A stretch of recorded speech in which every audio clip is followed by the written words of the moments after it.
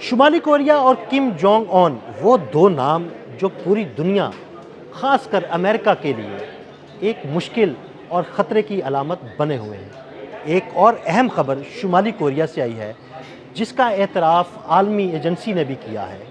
ये खबर क्या है और इसमें एटॉमिक मवाद के हवाले से क्या बातें हैं, मेरे साथ मौजूद हैं आमिर रज़ा खान, उनसे बात करते हैं। आमिर भाई, वो रोज़ किसी न किसी मिसाइल का तजुर्बा तो करता है, लेकिन अब तो एटमी मवाद के हवाले से बड़ी अहम खबर आई है। वो खबर क्या है और अमेरिका इतनी मुश्किल में क्यों आया हुआ है? देखिए, सबसे पहली बात तो ये कि अक़वाम मुत्तहिदा की एक एजेंसी है जिसका आपने जिक्र भी किया, ये इंटरनेशनली एटॉमिक जो मामलात हैं उनको देखती है।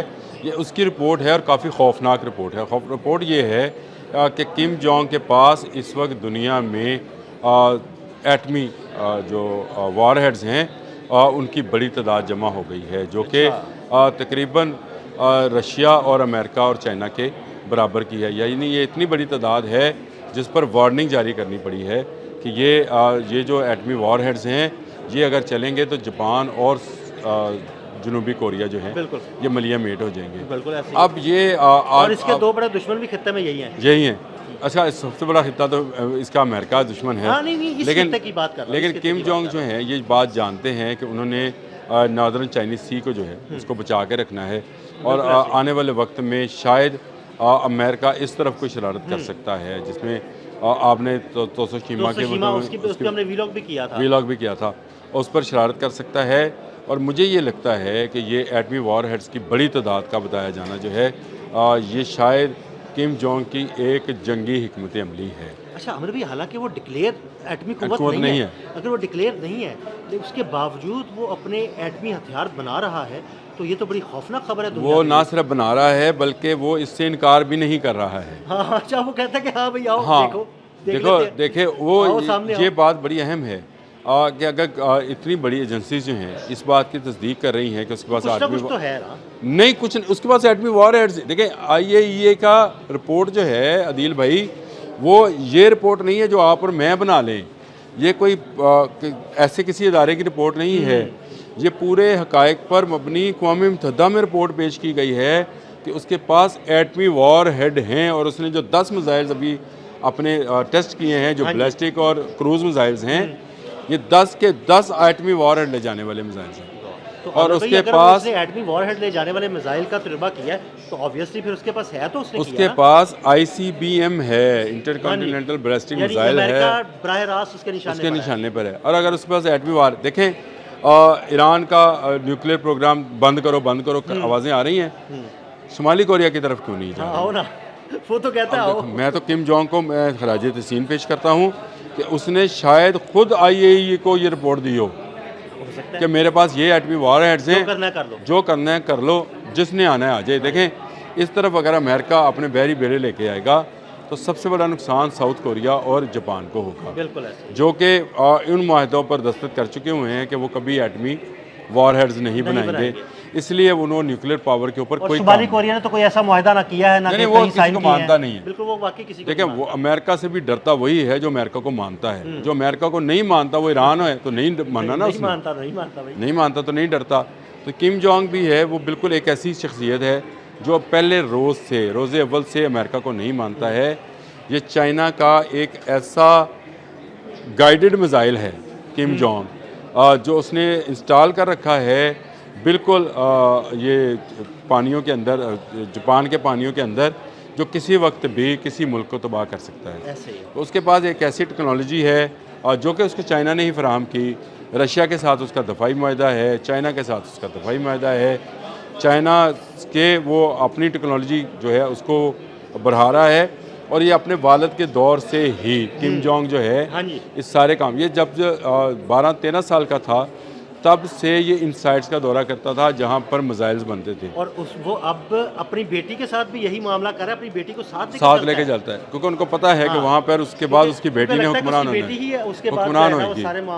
अभी वो तो पूरी दुनिया के लिए नहीं, अमेरिका के लिए दर्द सर बना हुआ है। अक़वाम मुत्तहिदा क्योंकि एक अमेरिका का ही ज़ैली इदारा है, इसलिए वो उसको ये पोर्ट्रे कर रहा है कि शायद ये पूरी दुनिया के लिए दर्द सर है। शुमाली कोरिया किसी दूसरे मुल्क के लिए दर्द सर है नहीं। वो सिर्फ चाइना के मफादात को प्रोटेक्ट कर रहा है। इन पानियों को अमेरिका से खाली रखना चाहता है।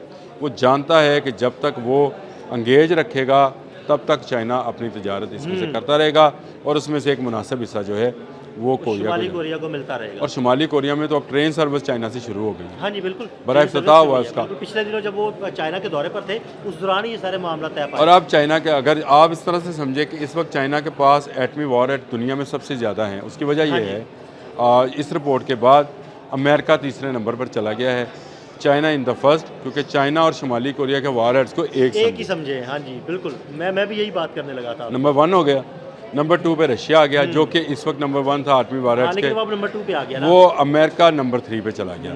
तो ये एक अमेरिका की, मैं समझता हूँ कि पहले नंबर से तीसरे नंबर पर तनज़ली शुरू हुई है और ये तनज़ली इस जंग के बाद जो कि आपने हरमज़ में लड़ी जा रही है मज़ीद होगी। ये सुपर पावर्स जो हैं ये बड़ी जंगों के बाद ख़त्म हो जाया करती हैं। अगर आप आज से 200 साल पहले हम होते तो हम कहते कि यार सूरज ग़रूब नहीं होता था बरतानिया का, बिल्कुल, लेकिन एक के बाद एक वर्ल्ड वॉर ने उसका तिया पंचा एक कर दिया।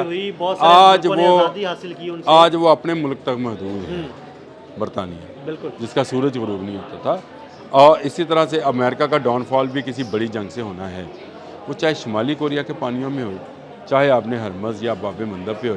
ये जंगें जो हैं ये अमेरिका को मज़ीद कमज़ोर करती चली जाएंगी, डॉलर को मज़ीद दबाव का शिकार बनाती चली जाएंगी और अमेरिका की बालादस्ती को ख़त्म करती चली जाएंगी। अभी नंबर 1 से नंबर 3 पे आना जो है, मैं ये समझता हूँ कि अमेरिका के लिए एक बड़ा फिगर, तनज़ली का फिगर है। और उसको अगर वो किसी वक्त किसी एडवेंचर का मुजाहरा करने की कोशिश करेगा, जो कि मेरा ख्याल है वो करेगा, तो फिर दो तरफा, एक तरफ से। लेकिन अभी तो अब मुझे नहीं लगता कि वो आपने तो सुशीमा में कोई भी एडवेंचर करने की कोशिश करेगा। देखिए, एक जानिब चाइना, उसका बड़ा दुश्मन, एक जानिब शुमाली कोरिया, और शुमाली कोरिया तो कहता है भाई किसी तरह आओ सही, मैं तो बैठा हूँ, तैयार बैठा हूँ। हमने बहुत सारी मीम्स भी देखी इस जंग के दौरान कि यार कोई मिसाइल हमारी तरफ तो नहीं आ रहा, उसका सिर्फ धुआं ही आ जाए, वो तो तैयार बैठा हुआ। अमेरिका कोई भी मिस एडवेंचर करेगा, शुमाली कोरिया उसका जवाब। मैं आपको बताऊँ, मकदूनिया से जब सिकंदर आज़म चला था ना जी, मकदूनिया भूख और अफलास का शिकार था। उसने फ़ौज इकट्ठी की, उसने कहा चलें, बिल्कुल, फतवाहत करें ताकि अपना मुल्क भरें। दुनिया में इस तरह के एडवेंचर भूखे लोग भी करते हैं। ये जो चंगेज़ खान निकला था, उसका कबीला भूखों मर रहा था। ज़रा पढ़े तो सही हिस्ट्री। वो निकला, उसने कहा यार मार दो या मर जाओ। हाँ, बिल्कुल, भूखे भी तो मार ही रहे हैं ना। अमेरिका इस जंग के बाद भूखा होने वाला है भाई। अच्छा, ये आपने मलाका हो या तोशिमा हो या कहीं जगह पे हो, देखें जब आपका मुल्क कमज़ोर हो रहा होता है ना, आपकी बॉडी बहुत बड़ी होती है और आपकी खुराक कम होना शुरू है ना, तो आपको कमज़ोरी भी पहले होती है, तो आप उसके लिए हाथ पाँव मारते हैं। ये अगर हाथ पाँव मारेगा तो इसको चीन और शुमाली कोरिया मिलकर ज़्यादा मारेंगे। अब उनके पास एटमी हथियार भी मौजूद हैं। ये ईरान नहीं है जिसके पास एटमी हथियार नहीं थे। अगर ये एटमी हथियार का IAEA ने कह दिया है रिपोर्ट के अंदर, तो अमेरिका शायद इस तरफ ना जाए, लेकिन कहीं ना कहीं हाथ पाँव ज़रूर मारेगा। वो अपने डॉलर को मज़ीद स्ट्रेंथन करने की कोशिश करेगा, या डॉलर के निज़ाम के से निकल कर डिजिटल करेंसी के निज़ाम में जाने की कोशिश करेगा। ये हमें इस पर नज़र रखनी है। आने वाले दिनों में इस जंग में अल्लाह करे अमन हो जाए इंशाअल्लाह। आने वाले दिनों में आप देखिएगा, जो एक वर्डिक्ट मैं कर रहा हूँ आपको मिडल ईस्ट के अंदर ममालिक चाइना के साथ दफाई मुआहदे करते हुए नज़र आएंगे, ऐसे ही, और वो अमेरिका के तसल्लुत से बाहर होते हुए नज़र आएंगे। पेट्रो डॉलर की जगह पर मज़ीद कोई करेंसी जो है, चाहे वो डिजिटल हो, कोई भी हो सकता है, वो करेंसी जो है वो आ सकती है। थीम भी हो सकती है, थीम भी एक डिजिटल करेंसी है, वो हो सकती है। वो अगर आ जाती है तो आप देखिएगा कि अमेरिका को अपने इतने बड़े जुस्से को पालने के लिए, इतने अखराजात को पालने के लिए, इतनी बड़ी फ़ौज और इतने बड़े असला साज फैक्ट्रियों को पालने के लिए मज़ीद जंगों की ज़रूरत पड़नी है। जो मैं ये कहता हूँ ना कि इस जंग के बाद अब दुनिया में कहीं ना कहीं जंग जारी रहेगी, वो मैं इसी के पेश नज़र करता हूँ। बहुत शुक्रिया आमिर भाई ने बड़ी तफसील के साथ सारे मामले पर रोशनी डाली। मज़ीद अपडेट्स के लिए हमें फॉलो करते रहें। अदील अहमद और आमिर रज़ा को इजाज़त दीजिएगा। अल्लाह हाफ़िज़।